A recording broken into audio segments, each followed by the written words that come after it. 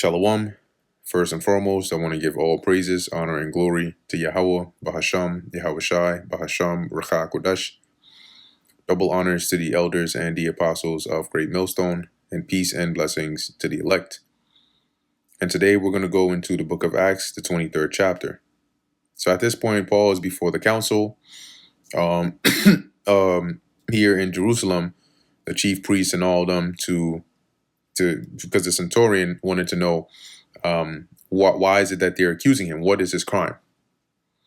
And Paul, earnestly beholding the council, said, Men and brethren, I have lived in all good conscience before God unto this day.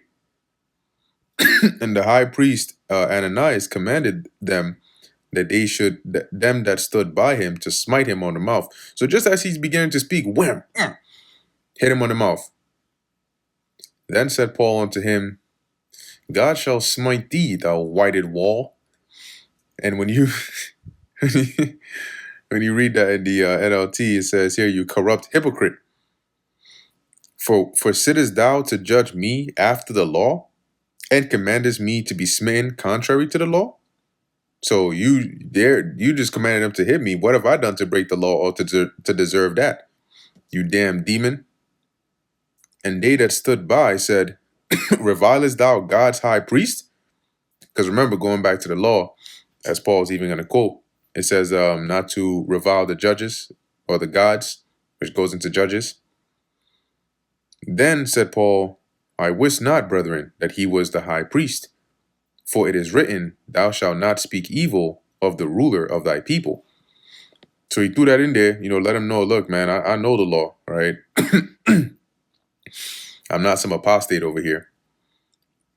But when Paul perceived that the one part were Sadducees and the other Pharisees, he cried out in the council, Men and brethren, I am a Pharisee, the son of a Pharisee. Of the hope and resurrection of the dead, I am called in question. So he used this as an opportunity to turn them against each other. And he said this deliberately, knowing that the Pharisees and Sadducees, being two different sects, both were in the court, in the Sanhedrin, but they would often disagree on certain matters. One of them being the Sadducees didn't believe in anything like outside of the present life. They didn't believe in the afterlife. They didn't believe in angels. They didn't believe in spirits. So when he threw that out there, including that he was a Pharisee, and when he had said, there arose a dissension between the Pharisees and the Sadducees, and the multitudes were divided. So basically they started quarreling back and forth. So now they couldn't join together to condemn him, because now they're too busy going back and forth about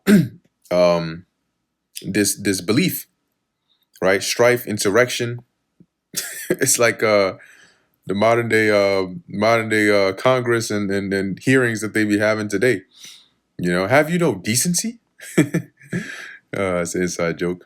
Verse 8, for the Sadducees say that there is no resurrection, neither angel nor spirit, but the Pharisees confess both. So that was one of the main differences between their belief. So when Paul said this, guess who would side with him? Naturally, the Pharisees. And who wouldn't? The Sadducees. And there arose a great cry, and the scribes that were of the Pharisees' part arose and strove, saying, We find no evil in this man, but if a spirit or an angel have spoken to him, let us not fight against God. And when there arose a great dissension, because think about it, if Paul tried to stand on the case that, I'm accused of teaching Jews and Israelites not to strive to keep all the laws of Moses, but rather to confess Yahushua, and that would be the way to salvation. Both the Sadducees and the Pharisees, which both kept the laws of Moses, they could agree on that part and say, okay, you're bugging. But he decided from a different angle to go at it, which would be more advantageous to him. And he got the effect that he wanted. Verse 10, and when there arose a great dissension, the chief captain, fearing lest Paul should have been pulled in pieces of them. So they're going back and forth. It's getting crazy. They're probably getting out their seat, You carnal, no, you carnal. They going back at it. And so the chief captain is like, nah, look, for his safety, let's get him up out of there now. So it says here, he commanded the soldiers to go down and to take him by force from among them and to bring him into the castle. And the night following, the Lord stood by him and said, Be of good cheer, Paul, for as thou hast testified of me in Jerusalem, so must thou bear witness also at Rome. And when it was day, so the Lord exhorted him and let him know that you're ultimately going to end up in Rome, because you got to go there and you got to speak my word over there too. And when it was day, certain of the Jews banded together and bound themselves under a curse, saying that they would neither eat nor drink till they had killed Paul. So these idiots, man, they took an oath saying, look, Paul is going to die one way or another. Either Paul's going to die or we going to die, because we not going to eat or drink till we kill Paul. I wonder how they died. It certainly probably was not through starvation. It says here, and they were more than 40 which had made this conspiracy. So you have about 40 men, more than 40, that had come together with this plan, that they were ready to risk their lives to kill Paul. And they came to the chief priests and elders and said, We have bound ourselves under a great curse, that we will eat nothing until we have slain Paul. Now therefore ye with the council signify to the chief captain, that he bring him down unto you tomorrow, as though you would inquire something more perfectly concerning him. So tell the chief captain, yo, bring Paul again. We got some more specific questions for him this time. And we, or ever he come near, before he's even able to make it to y'all, while in the way, are ready to kill him. So they're planning to assassinate Paul on his way to the council. And when Paul's sister's son, so his nephew, heard of their lying in wait, so their secret plan to try and kill Paul, he went and entered into the castle and told Paul. Then Paul called one of the centurions unto him and said, Bring this young man unto the chief captain, for he hath a certain thing to tell him. Now, it doesn't state it here, but it's either going to be one of two things. The chief captain understood some Hebrew, or Paul's nephew spoke Greek. And if Paul was born in Tarsus, there's a great chance his sister was likely born there as well. And possibly, if not, if his nephew wasn't born there, either way, they would likely have spoken Greek as well. So Paul says, hey, take this young man to the chief captain. And he probably didn't let him know that he was his nephew, to avoid that conflict of interest kind of bias. Because if he said he was his nephew, then then the centurion can say, well, how do I obviously there's a greater chance that he could be making that up for your sake. But if he just is a random youth that heard this and he came to tell you, then, that's a different case. So I'm just, inferring there, drawing some speculation there, right? But anyway, let's keep going. Verse 18, so he took him and brought him to the chief captain and said, Paul, the prisoner, called me unto him and prayed me to bring this young man unto thee, who hath something to say unto thee. So this was the centurion brought Paul's nephew to the chief captain and told him this. Then the chief captain took him by the hand and went with him aside privately. So he took him to the side somewhere and asked him, What is that thou hast to tell me?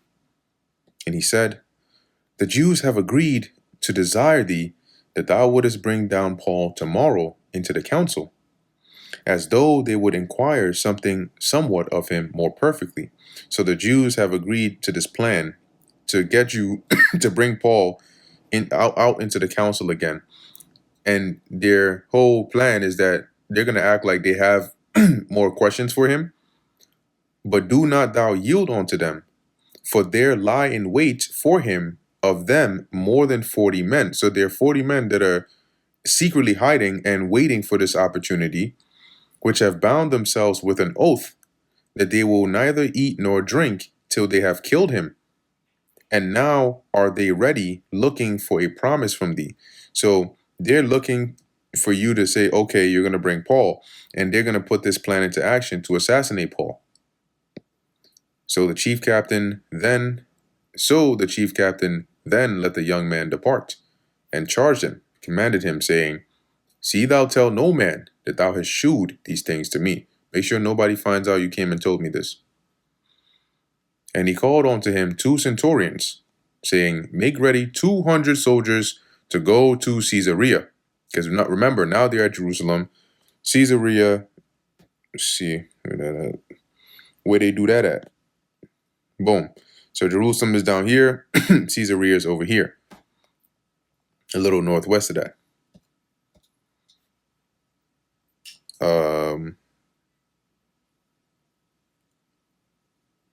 Yeah. Continuing in verse 23, and horsemen 70. That is 70, right? 60. So 70 horsemen, and spearmen 200 at the 3rd hour of the night, which would be around 9 p.m. Right? The hours of the night beginning at 6 p.m. in the evening. 3 hours from there would be 9 p.m. So right around that time. And provide them beasts that they may set Paul on and bring him safe unto Felix the governor. So the centurion, having been made privy to this, said, okay, they're going to want me to bring Paul out tomorrow morning. Send him out of here to Caesarea tonight. And he wrote a letter after this manner. Claudius Lysias, unto the most excellent governor Felix, sendeth greeting. So the name of that chief officer was Claudius Lysias. This man was taken of the Jews, and should have been killed of them. Then came I with an army and rescued him, having understood that he was a Roman. So now I know he's a Roman citizen. They were about to kill him. I intervened and I rescued him.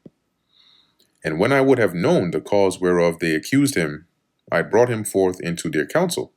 So I allowed them to, have him stand in their council, so I could find out what reason they wanted to, what accusation they had against him, whom I perceived to be accused of questions of their law, but to have nothing laid to his charge worthy of death or of bond. So he hasn't actually committed any crime. He's just, it's just a disagreement, a back and forth of their interpretations of their law and their beliefs. And when it was told me how that the Jews laid wait for the man, I sent straightway to thee, and gave commandment to his accusers also to say before thee what they had against him.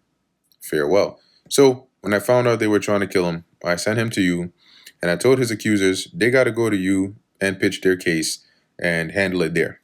Okay? You're the governor. You can decide how that goes. But if they got a problem, they can accuse him to you. Then the soldiers, as it was commanded them, took Paul and brought him by night to Antipatris. On the morrow, they left the horsemen to go with him and returned to the castle. So they took Paul. Let's go back to the picture. We're going to be using this one now because this shows how he ends up in Rome, going all the way from Jerusalem, as we're reading here in Acts. So they took him to Antipatris, which is close to Caesarea, but not there yet.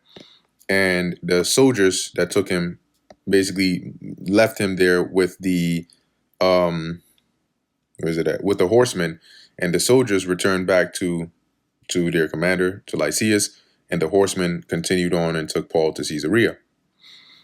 It says here, who, when they came to Caesarea and delivered the epistle to the governor, presented Paul also before him. And when the governor had read the letter, he asked of what province he was.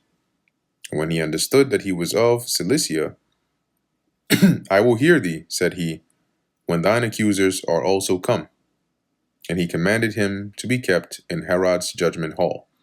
So when he found out, okay, well, where's Paul from? Okay, he's from Cilicia. Okay. All right, I'm going to hear your case when your accusers get here. For now, keep him in the judgment hall. And that brings us to the end of the book of Acts, the 23rd chapter. Lord willing, that was edifying to the elect.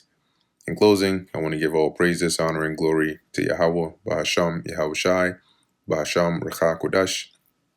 Until next time, Shalom.